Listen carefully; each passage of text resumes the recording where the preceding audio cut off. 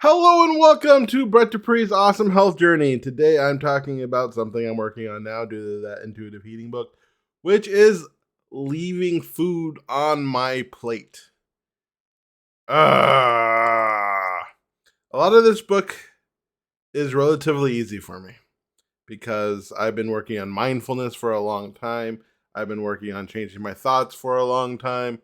I started my personal growth journey at 26, so some things I'm actually pretty good at.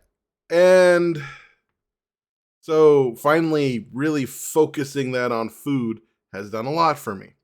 However, this goes against everything I believe in, period.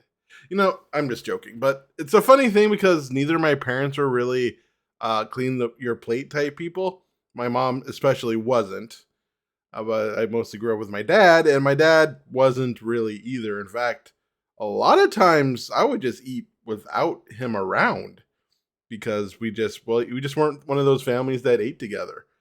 He's a single dad. He worked really hard. He sometimes had night jobs. I was one of those latchkey kids making my own meals, or sometimes I would cook the entire meal for the family because my dad was just too tired from working nights. And yeah, so a lot of times he wouldn't see food on my plate to tell me to finish the food on my plate.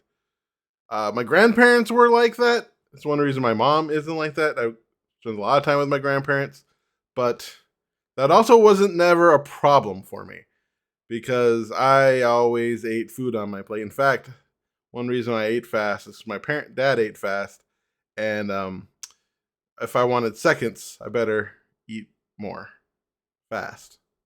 So yeah, so it's just a weird dichotomy of just something I picked up naturally, especially once I got a job and I started doing.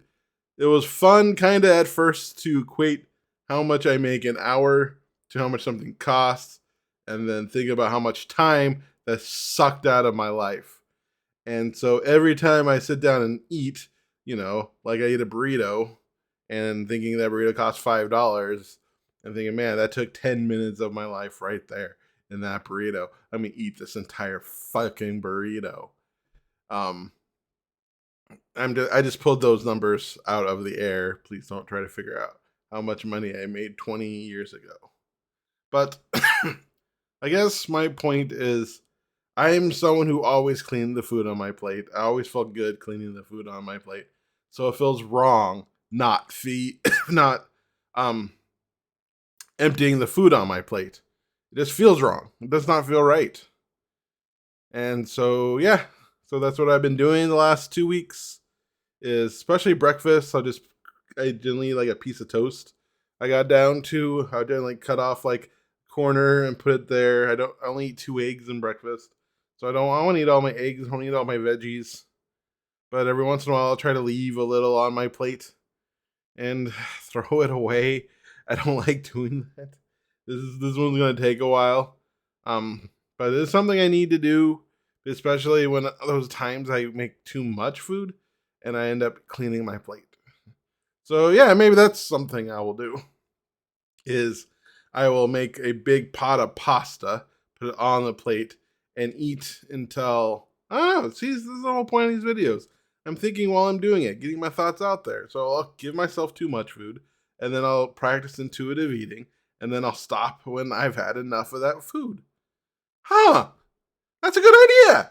Why didn't I think of that before? Instead of wasting food. Um, that I don't. Yeah, I don't want to do that.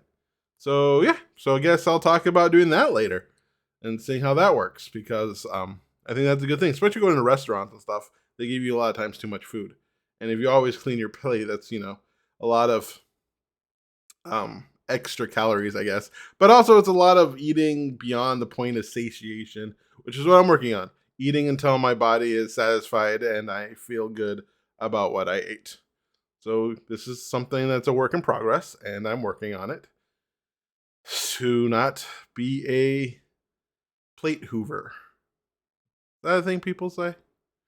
Well, anyway, like and subscribe to this Hoover. Hey.